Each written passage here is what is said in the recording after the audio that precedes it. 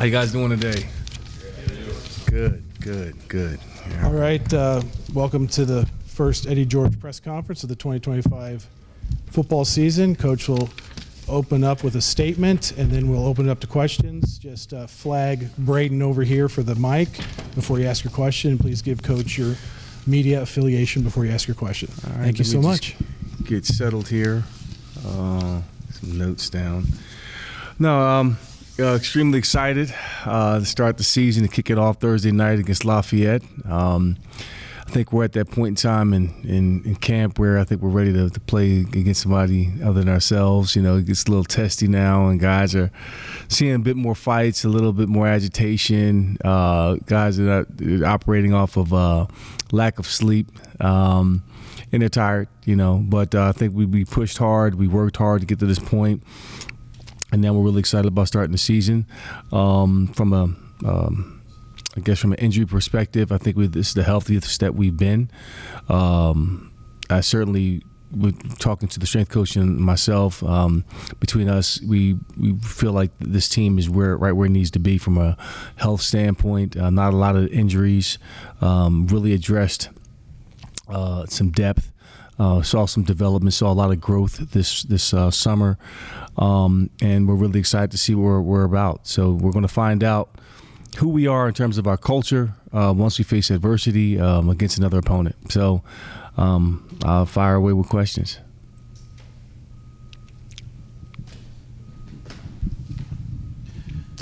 Coach Michael Burwell with the Toledo Blade. Just want to confirm that Drew is going to be starting quarterback, and what have you seen from him throughout camp that really makes you optimistic? No, I think, Drew coming in, we were very excited to bring Drew in from Missouri, given his pedigree, his background, what he brings to a team from a leadership standpoint. Certainly the number of snaps that he's played in meaningful football games. Look at his record, 9-3 or 9-4 as a starter. He's played in some really high-intensity ball games against competitive opponents. Gives us, some confidence that he can get the job done.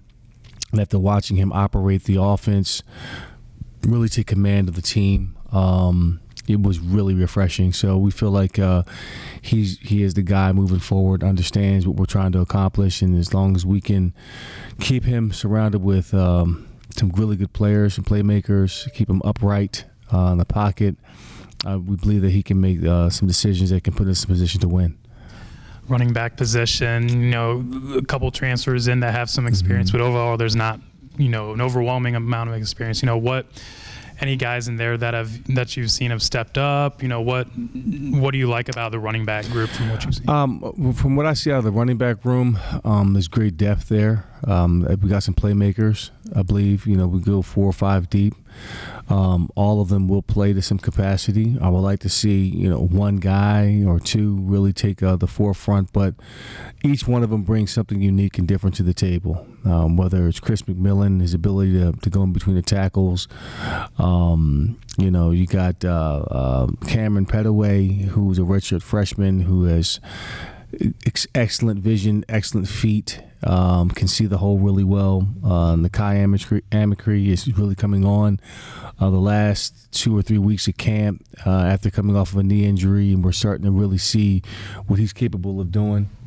And of course, Kadarius Roberts is also going to be a playmaker. So we're expecting that all 4 guys will get some touches, but somebody is going to have to separate from the pack at some point in time this season and kind of be the guy that we can lean on. So I feel good about all 4 of them, and all of them can pass block. They feel good. They can be an asset in the passing game. They understand what we're trying to get out of the position offensively. They do a really good job of their run reads. They understand what the defense is trying to do pre-snap, and that's refreshing. So I'm curious to see and excited to see what they're going to do against live competition on Thursday night. Sure. Hey, Coach Clint Corp. I host the Morning Show Radio here in town. Welcome. Kind of look back the last 5 months. I know it's been a real whirlwind for you. Recap how that's been for you personally, professionally, and has that kind of gotten in the way of some of the preparation for that first game? We're playing so early in the year this year, August. the last 5 months have been going really well. Just getting settled in the community, spending a great deal of time here in Bowling Green and really throughout the entire area of Toledo and certainly Detroit, having to travel through Detroit, going back home. And it's feeling really at home. It felt very comfortable. My family feels comfortable. Of course, you're going to have the transition of moving from Nashville to here, which can be awkward and uncomfortable, but knowing that we made a pretty smooth transition considering. As far as getting prepared, that's my number one job. I have to get this team prepared. I have to prepare the staff, guys that have not been here, for a course of the year. So we have to go through a lot of first, just understanding the landscape and the layout of how you get to the hotel, from the hotel to the stadium, and how do we enter the stadium on the walk, and just all these different elements you got to cover prior to jumping into the first game of the year. And then it's getting the team ready, making sure, first of all, the product is right, or at least we're heading in the right direction. So we've invested a lot of time in getting our guys prepared on the field by putting together a great schedule of practice. I've been very intentional about that they had to go through some adversity to find out, who we are, how we're going to respond, how we can coach these kids, and it's been a wonderful process. So we've dealt with it. I've dealt with, adversity before in terms of not having everything lined up perfectly in terms of when we got here in the spring and so forth, and we're not using that as an excuse at all, and we just embrace it and roll with it. The game day obviously is a big day with College Football Hall of Fame. You got a big event happening earlier in the day as well, plus the weekday game, the MACtion. Your thoughts about playing on a weekday? The team seems to like it, and again, there's other things to take your mind off of getting prepared for the big game. Well, first things first. Again, my number one job is to get this team ready, and the other stuff it comes and goes. And I'm going to be excited for Urban, excited that the coaches are here. Going to go to an event earlier in that day, spend some time meeting people, but the number one thing is that I have to coach a game. I've done a lot in terms of getting out in the community and getting in front of key constituents, alumni, people that have donated in the past. That's important. However, I still have to get this team prepared, inside and out, and really establish the culture on a daily basis in terms of what this really is going to be about, how we're going to accomplish what we need to accomplish on a day-to-day basis, and not to get distracted by anything else outside of that. How do you describe your coaching style? We've heard from folks on the inside you're very focused, very intentional, very determined, and active and engaged, but folks are wondering as well, with you having these other, I don't want to call them distractions, opportunities for the athletic program, not just for football as well. Some folks say you're more like a CEO. You like to delegate, and you've got a great assistant coaching team to be able to work on some of the day-to-day responsibilities as well. Yeah, it's all of that. I don't try to emulate a certain person. I take the job as it comes, and I believe in delegation. I have a vision for what I want the program to look like. It's very important for me to do the things in terms of the university, promote our team, to get out in front of it. I think that's very important. You have to do that. And then there's the balance of, okay, this is what it's going to be about. This is what I expect. And I have people on the staff that I've worked with before that understand what I'm looking for, what we're looking for on a day-to-day basis in terms of establishing the culture. And it's only distraction if you allow it to be. And listen, this is not my first rodeo. It's just a different stage, different place, and you just have to embrace it as it comes. And again, you got to keep the main thing, and that's number one. Again, our preparation and how we prepare, our mindset, how we approach the day. So I'm very present. If I'm in a press conference, I'm present. If I'm downstairs in the meeting, I'm there. If I have to, deal with a player one-on-one, I'm there in that moment. So it's the calling. So I just deal with it as it comes. Joe Reedy, Associated Press. Eddie, in terms of being a rookie in the NFL or rookie FBS coach now, what's been the harder adjustment in that time period, doing this or when you got drafted and started with the Oilers? Ask the question. I'm trying to figure out, like, what do you, when you say in terms of first year and everything and coming into a new situation? Oh, what's I been got you. harder? I see. Because they've both been like a 4 or 5 period of time from, getting to the NFL, that first game, and now you've had basically 5.5 months from the time you got named here to your first game. Well, again, I embrace what's new, and within the new situation, you have to expect it's not going to be smooth. There's going to be hiccups, and you have to embrace that. That's the opportunity to figure out, okay, how do I learn? How do I grow from this, whatever that may be in terms of what comes up. And it is what it is. You have to go through it. I don't have a high expectation in terms of when it has to go perfectly. I'm here to, understand first and then be understood. So for the most part, it's been fairly great, if that makes sense. It's been fun. It hasn't been any surprises. I knew, what I signed up for when I took the opportunity to be the head coach here, and it's been great. There's some obligations I have to fulfill away from the football field, but let's be clear. I'm thoroughly involved, detail by detail, in everything that we do. That's very important. It's important for us to have a world-class program here. And that's from the time that we walk in the door, how we greet people, to how we approach our day, to what we wear, to our approach, to our attitude, our intentions, our focus, the process of doing things, how we're helping, how we're coaching our kids. All that stuff matters. And again, to some degree, I will delegate certain aspects over to different coaches because they know the standard, they know what I'm looking for, and they know what we're trying to accomplish, and that's important. And if that person is not the right person for the job, then you have to make the necessary changes. So for the most part, again, I'm pleased with our staff. I'm pleased with how, given how things shook out for this program and me taking over and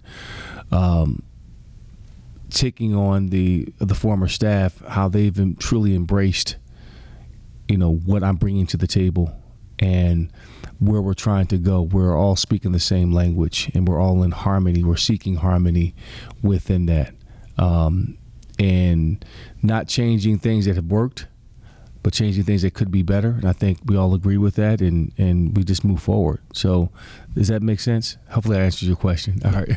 I guess, too, because you said there have been no surprises, but has what areas of the transition have gone maybe smoother than you anticipated?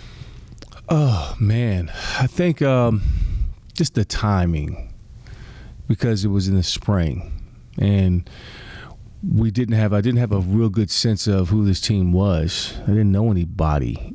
I'm still trying to learn names, so it was important for me to know who these kids are. I didn't have a chance to recruit them, and I'm not saying that they're not my kids. I'll never say that, because once I become the head coach, they are my kids. That's how you look at it. So I have to find out what their strengths are. First of all, find out who they are, where they're from, what they're passionate about. Find out what's important to them. What is their ultimate vision? And then based off of that, coach their heart and understand that. So that I invested a lot of time into doing that this past summer.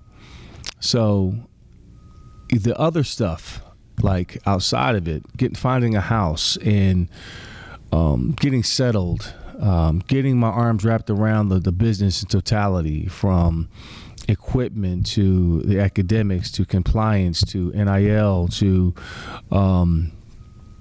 the athletic training department to our strength and conditioning, that took some time to figure out, where the bodies are buried and where the bones are buried. So that was some time. That was a transition point. But again, this is a place that's well established, that has resources. For the most part, it's been very transparent. What's made it easy and seamless has been the help I've gotten from our athletic director, Derek Vandermeer. People that are very helpful in compliance, that help the program, just moving forward. Nina, who is our new DFO, has really been tremendous based off her experience at Power 5 programs like Indiana and Notre Dame has been tremendous. So it's really helped, with that learning curve, really shorten that learning curve in that regard. So that hasn't been too daunting. So it wasn't a daunting task at all.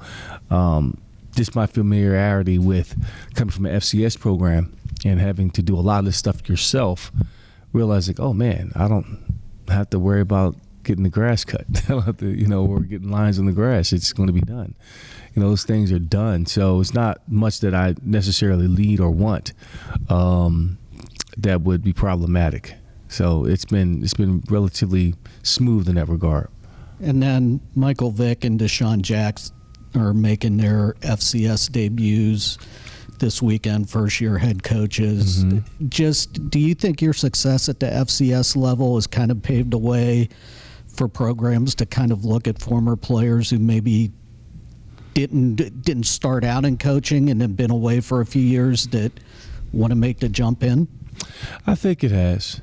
You look at myself, you look at certainly what Deion has been able to do at Jackson State, whom I coached against him, and I've reached out to Deion prior to taking the job at TSU. And seeing that we've had success, help turn programs into winning programs and moving on. I think it's really inspired these young men to jump into coaching. I know I've talked to Mike a couple times, and the sense that I've gotten, the couple of times that I've talked to him, is that he's in it for the right reasons. He's in it to build men, to really coach the character of these men. And they're going to become champions because of it, because Mike has a very strong testimony of his life, of being the face of the NFL at one point in time, and commercials and all of that, to having, of course, the setbacks and then bouncing back from that. I mean, that goes a very long way, and it can reach a lot of different kids, and they're going to listen to somebody differently. And I think it'll open up a lot of doors for former athletes that have thought about getting into coaching to say, man, I can get into it this way. Because for so long, you see the roadblocks to get into coaching that, man, you don't want to waste your time doing it because it's a lot of politics involved in it, and you rather do something different. And you come from that world, you see it in the building, you see other coaches go through it, and for some reason you just say, hey, you don't want to deal with the headache. But again, coaching, in my opinion, is a calling. It's something that calls you, and it's bigger than just the grinding 24 hours of work you have to put in on the X's and O's. It is truly serving other men and other athletes to be their best selves, if you look at it from that perspective. So that's how I choose to look at it. In the back, Coach. Mark Kuntz, BCS in Toledo. Over the last month going through practice, who are some of the players or maybe the position groups that have stood out the most to you? Yeah. I'll start with the offensive line. Experienced offensive line. I think they have an average. They played over 3,000 offensive snaps together, 762 on average last season. So they're an experienced group. Over almost 100 career starts, and just watching them throughout the summer mature, not just training camp, but the summer conditioning, get in excellent shape. You can sense a toughness about this group. They really run the show, so they've really stood out. The quarterback room has really impressed me. Drew Pine, certainly, we talked about Drew, what he brings to the table, but guys like Lucian and Baron May. Lucian coming in, God bless him, he's dealing with a whole new offense and trying to figure things out. So the spring didn't necessarily go as well as he thought it was going to go, but he's really matured and has really gained ground in terms of the offense, understanding what it means to be a professional. Really has grown through his mistakes and having a bad day and responding with having 2 great days. So that quarterback room has really matured. Really like what I see out of the wide receiver room. A selfless group, understanding that you have to block first and you block well.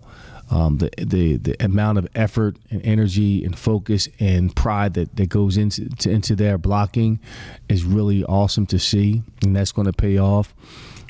Our tight ends, I believe, can have a chance to be really special.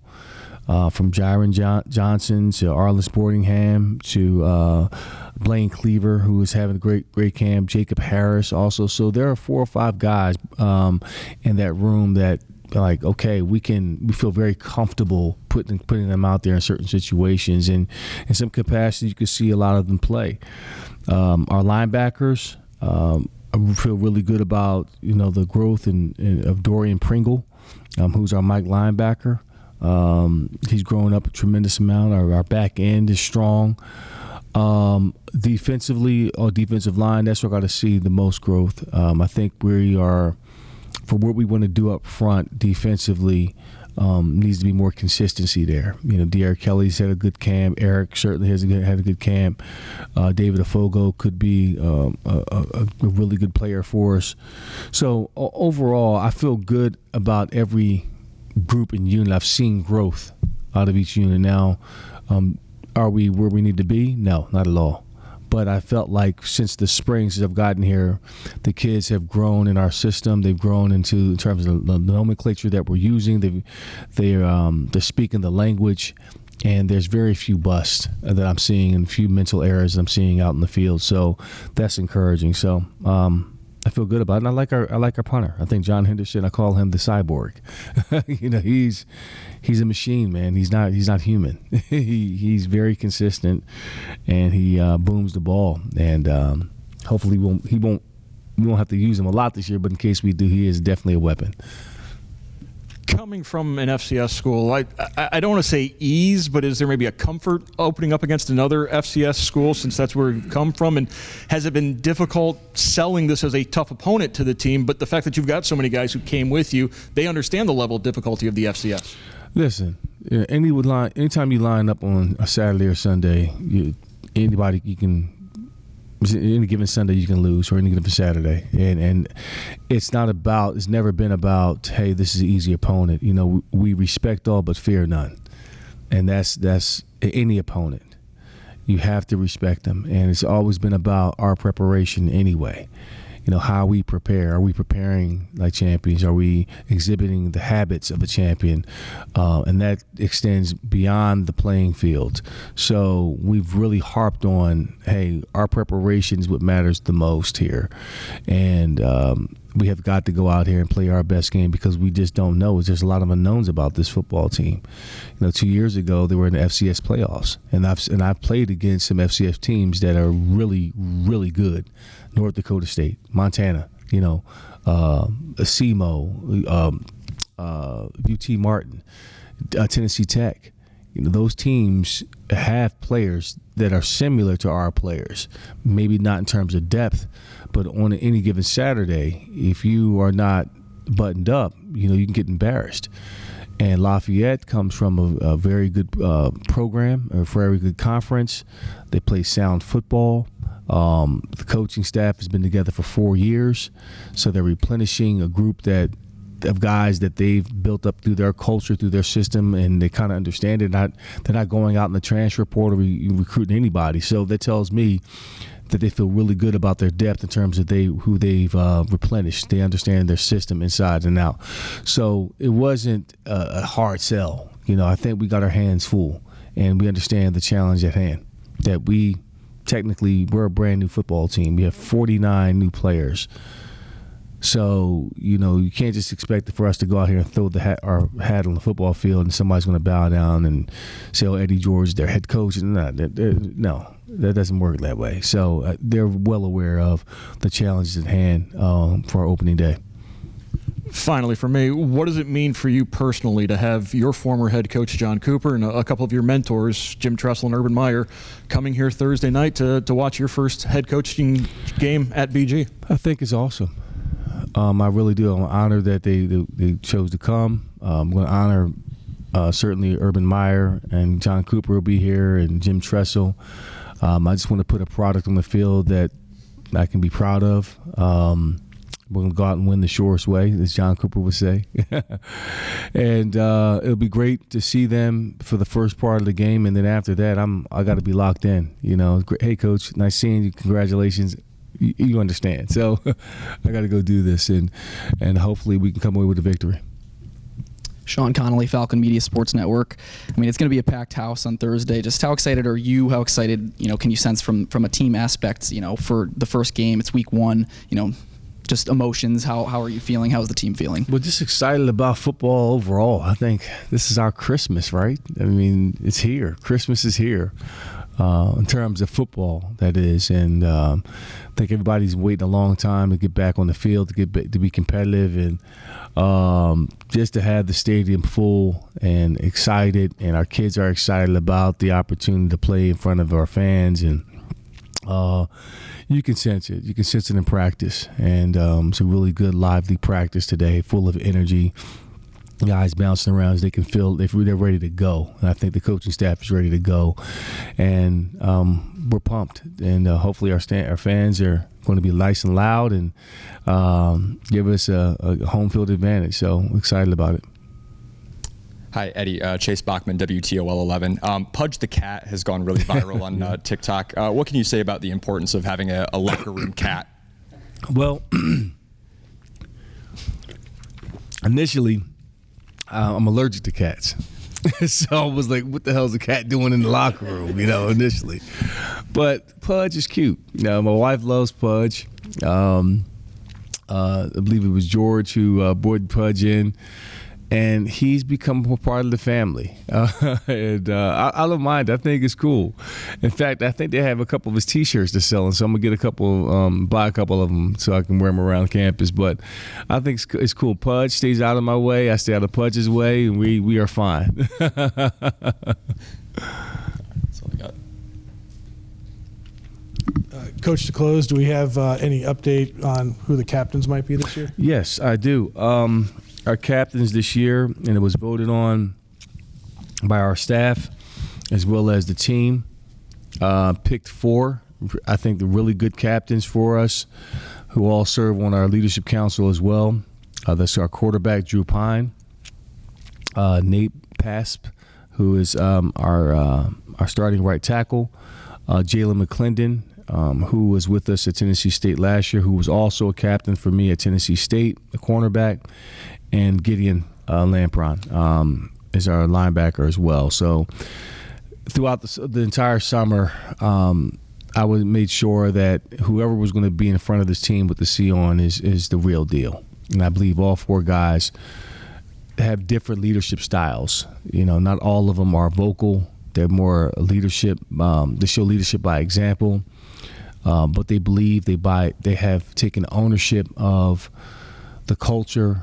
They believe in it. They bought in, and they preach it day in and day out. Not just with how they talk, but by their actions. And they're an extension of myself and the coaching staff in terms of the expectations of what leadership should look like. So I'm really excited about these 4 leaders as our captains.